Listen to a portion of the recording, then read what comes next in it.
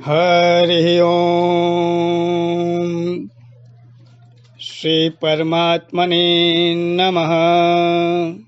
शांताकारं भुजगशयनं पद्मनाभं सुरेशं विश्वधारं गगनसदृशं मेघवर्णं शुभांगं लक्ष्मीकान्तं कमलनयनं योगिविरर्यनगमयं वन्दे विष्णुं भवभयहरं सर्वलोकैकनाथम् अच्युतं केशवं श्रीरामनारायणं कृष्णदामोदरं वासुदेवं हरिं श्रीधरं माधवं गोपिकावल्लभं जानकीनायकं रामचन्द्रं भजे। वक्रतुण्डमहाकाय सूर्यकोटिसम्प्रभा निर्विघ्नं कुरु मे देव सर्वकार्येषु सर्वदा। गुरुर्ब्रह्मा गुरुर्विष्णु गुरुर्देव महेश्वरः गुरुर्साक्षात् परब्रह्म तस्मै श्री गुरुवे नमः। वसुदेवसुतं देवं कंसचाणूरमर्दनं देवकी परमानन्दं कृष्णं वन्दे जगद्गुरुं कृष्णं वन्दे जगद्गुरुं। बोले जुगल जोड़ी सरकार की जय। श्री गीता जयंती आ रही है, जिसको कि हम मोक्षदा एकादशी, वैकुंठी एकादशी आदि नामों से भी पुकारते हैं। इस दिन श्री भगवान ने धर्म क्षेत्र कुरुक्षेत्र में श्री अर्जुन को जो उपदेश दिया, वही बाद में विश्व में श्रीमद् भगवत गीता के नाम से विख्यात हुआ। श्री संजय उवाच एमुक्त्वा ऋषिकेशं गुडाकेशः परन्तप नायोत्सय इति गोविन्दमुक्त्वा तूष्णीं बभूवः। संजय बोले, हे राजन, निद्रा को जीतने वाले अर्जुन अंतर्यामी श्री कृष्ण महाराज के प्रति इस प्रकार कहकर फिर श्री गोविंद भगवान से युद्ध नहीं करूंगा, यह स्पष्ट कहकर चुप हो गए। Sanjaya said, O king, having thus spoken to Sri Krishna, Arjuna again said to him, I will not fight, and became silent.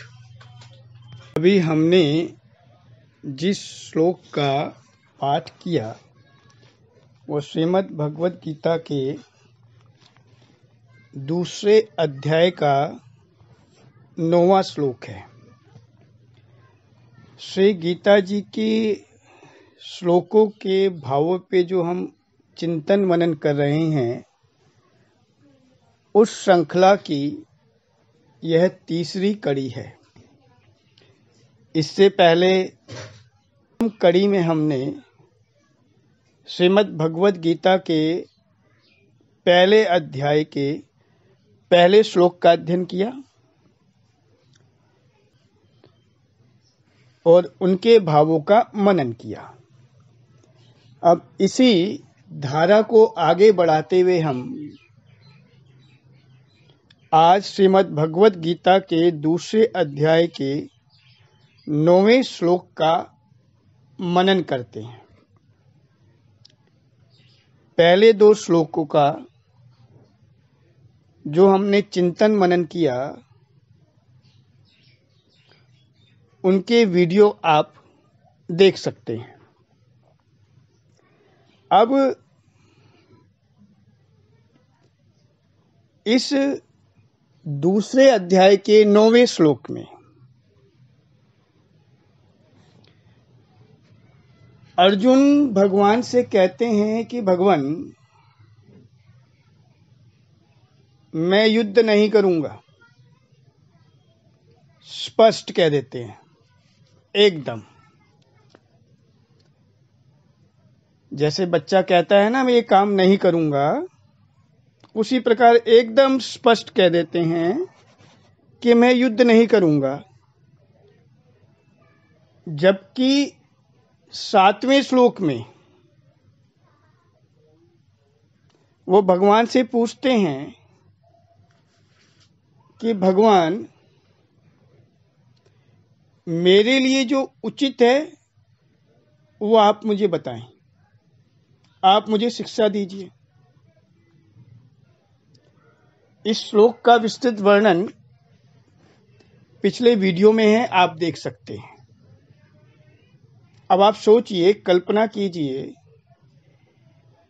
कि एक श्लोक पूर्व तक वो भगवान से कह रहे हैं कि भगवान आप जैसा कहोगे मैं वैसा करूंगा, और एक श्लोक के बाद वो भगवान से पूछ नहीं रहे, भगवान से साफ कह रहे हैं कि मैं युद्ध नहीं करूंगा।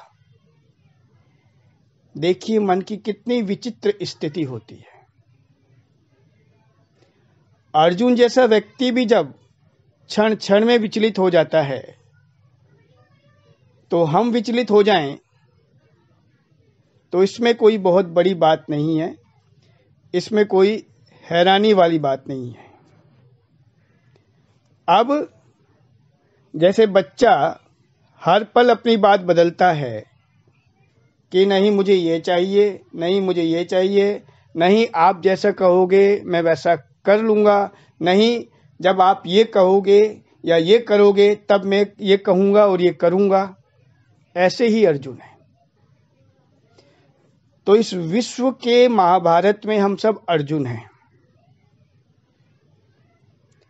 तो यहां अर्जुन के साथ एक अच्छी बात यह है कि वो अपने मन की सारी भावनाएं पूर्ण पुरुषोत्तम भगवान श्री कृष्ण के सम्मुख प्रस्तुत कर रहे हैं। जैसे भी भावना आ रही है भगवान से छुपा नहीं रहे हैं। अब जब अर्जुन ने ये कह दिया कि मैं युद्ध नहीं करूंगा, तो भगवान को भी कह देना चाहिए था, ठीक है भाई, अब जब तुमने ये कह ही दिया तो तुम जानो, तुम्हारा काम जाने, मुझे क्या भाई, बंधु बांधव तुम्हारे हैं, राज्य सत्ता तुम्हारी है, जो कुछ मिलना है तुम्हें मिलना है, मैं क्यों बेकार में परेशान हूं। लेकिन भगवान अपने भक्त के प्रति अत्यंत दयालु होते हैं। भगवान अपने भक्त का सब प्रकार से कल्याण चाहते हैं। इसलिए भगवान ने अर्जुन की इस बात को ज्यादा महत्व ही नहीं दिया। जैसे माता पिता को पता है कि बच्चा कुछ देर बाद समझ जाएगा अगर हम समझाएंगे, उसी प्रकार भगवान श्री कृष्ण भी ये जानते हैं कि अभी मोह के वशीभूत होकर अर्जुन क्षण क्षण में अपनी बातों को बदल रहे हैं। लेकिन जब इन्हें समझ आएगी तो यह समझ जाएंगे कि इनके लिए क्या करना उचित है और क्या करना अनुचित है। इसी प्रकार जब व्यक्ति अत्यंत दुविधा में हो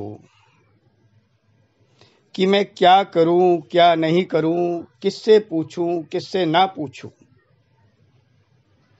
तो सबसे श्रेष्ठ उपाय यह होता है कि हमें भगवान के सम्मुख बिल्कुल निश्चल मन से बैठ जाना चाहिए, एकदम शांत भाव से। मन की जो भी भावनाएं आ रही हैं वो मन में आने देनी चाहिए, भगवान को समर्पित कर देनी चाहिए और ये विश्वास रखना चाहिए कि भगवान हमें उचित मार्ग अवश्य दिखाएंगे। और ये बड़े बड़े महापुरुषों का अनुभव है जो वो बताते हैं कि भगवान सदैव अपने शरणागत को उचित मार्ग दिखाते हैं। तो इस श्लोक का ये भाव मन में आया, आपके सम्मुख प्रस्तुत किया। वाणी से कुछ गलत व्याख्या हुई हो तो उसके लिए क्षमा प्रार्थी। बोलिए बांके बिहारी लाल की जय, बोलिए आज के आनंद की जय। आह्वानं न जानामि विसर्जनं पूजां चैव न जानामि संहितां परमेश्वर।